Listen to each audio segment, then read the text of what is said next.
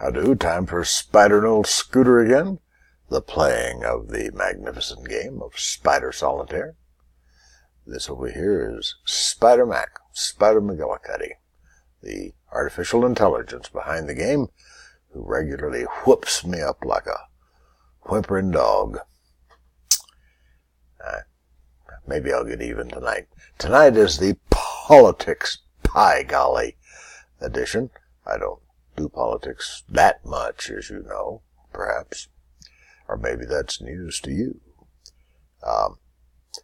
But so much happened today, I just will have to comment on some of it. So let's get on with the game. Do you see that? That was an accidental button punch. I was trying to find the game right there, see? And I accidentally punched that, which stops it. I didn't do anything. I didn't leave the room or have a cookie or anything. I just punched the button and then repunched it. So, this is a game I was playing. I didn't do too badly. Yeah. $156 I made there. I do play a lot, 2 or 3 times a day. It's a good game. So, we play the 2-suit version. If you're not a Spider Solitaire person, one guy suggested you could just not watch and listen, because I'm just so fun to listen to. I'm here to play this silly game and perhaps talk about it a little bit. If you're new to the game, it's just solitaire. You play a lower number on a higher number, sequentially adjacent, you know what I mean. And you can play red on black. The natural, the normal, the easy-going way is to play color on color. Because when you do something like this, now that 5 is blocked. I can't move it. So you pay a certain price to play across colors. So I'll undo that, which you can undo, and you get your point back. We paid $500 to play this game, thee and me, and we better make $550 just to break even, $50 house margin.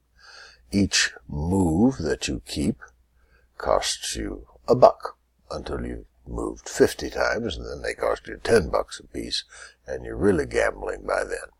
So as I look over this noble collection, that there's a natural move, see, instead of my demonstration cross-color move. Dangerous. But I don't actually see anything else I want to do. So I'll start off with the politics. Then I will deal again. Today was a day. Today's the 21st of August, day of the eclipse, which I experienced in the sort of limited way you can when you're in New Mexico and it's going over like Nebraska, the total eclipse part. But I saw what looked like to me, I would guess, like 7/8 of an eclipse, which in itself was still fun to watch, and the light was low, and I had one of many millions of eclipse experiences today. Those people who see the total, I've seen enough credible people say it was kind of a transcendental experience, or just, mind-blowing, or that I think it must be. And it's probably total eclipses are probably the source of many, many primitive religions, when people had this transitional thing and some great insight into the cosmos, or into the gods, or into God, or the Lord, or Allah, or whoever. Because it's apparently quite an experience. But anyway, this also was a day that President Trump made his pronouncements on what we're going to do in Afghanistan. It looked like to me it was more of Obama, same stuff. Apparently was the victory of his national security advisor, the dreaded HR. Who knows? Mattis too, perhaps, and but it's hard to know. It's hard to understand. I don't know whether to believe it. There have been so many flip-flops. He does a presentation on teleprompter and sort of reads like a normal person, and then the next day he ad-libs something that totally contradicts it, so heaven knows what's going to come out tomorrow, or on a tweet or somewhere about Afghanistan, which is really weird. You should be able to trust that your president is saying more or less the truth. So that was a big deal today. And I had that response of not being sure I believed it. Also, somehow watching him and being, in such total disagreement with stuff he says, and maybe some disgust with what I see in him as a human, that some people love him, some people don't. I have a hard time watching him now. He's always doing this with his hands and his voice. The people who are satirizing him, Colbert, for instance, I bet there are dozens and dozens of people who do his voice because it's sort of doable. And they have affected my perception. So I have a hard time watching our president these days, or believing what he says. And it's the same thing with on his daily email, which I try to force myself to read off and on. I read today his cut the red tape thing. And it's kind of impressive. It kind of looks good.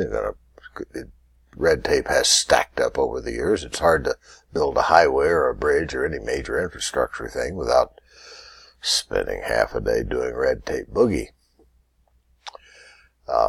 So they're going to cut the red tape, and they're still going to keep the Environmental Protection Agency, even though it's going to be much faster to go through the EPA clearances. They'll still be protecting the environment. It all reads sort of rational. I'll show you the graphic maybe after the next hand. It's an amazing graphic. I'm sort of a big graphics fan. But I don't believe it. Isn't that strange? I mean, credibility is an important thing. Well, I'll tell you what I'll do. I'll stop this, play a couple of cards, and come back and see you. Okay. You see, I've played all the cards but one. I've made 43 moves. I've got a 57. As I've told you before, I like 57 because I worked at a radio station that was 57 on your radio dial. Los Angeles, KLAC. The first 24-hour-a-day all-telephone call-in talk show format, and in a big market, and it did quite well. It's kind of the precursor of today's talk, but not really.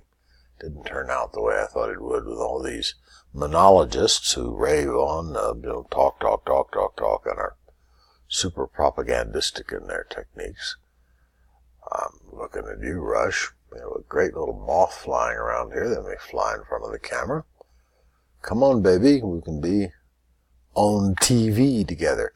While you were gone, I got a king string with a double queen block. All I've got to do is find another king to play a queen on, move the jack back, and I'll have a score. Unlikely as that may sound.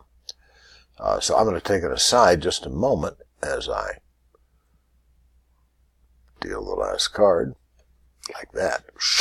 I've got the sound on. You're hearing the sound? I'll crank it up a little bit so you can hear it. I like that sound. And that is, I did some lawn mowing this afternoon. And the rain, which came yesterday, had hear that. The rain had soaked in enough that I could actually mow without sinking into the mud, which is the better way to mow, the non-sinking type. And my lawnmower was making a sound like it was going to come apart. I thought at first, well, it's about to throw a rod, just because I've always heard that motors clank before they throw a rod. Never actually thrown a rod, but I thought this is it, my first rod throw. But it kept working great. I mowed for like an hour, and it ran fine, making this terrible racket the whole time. But it was a made in America. I'm very proud of the fact that a motor made in America is that tough. It's a Pratt and Whitney. If you haven't done your motor list lately, Pratt and Whitney is a big time small motor manufacturer, probably in Wisconsin. I don't actually know where they are. But anyway, I kind of loved it. I wear made in America blue jeans, too. Texan jeans, which aren't made in Texas. Those dogs. It's made up on the East Coast, maybe North Carolina, some of the old textile country. But they're good blue jeans. They're like Levi's, thin leg type, except they've got zippers.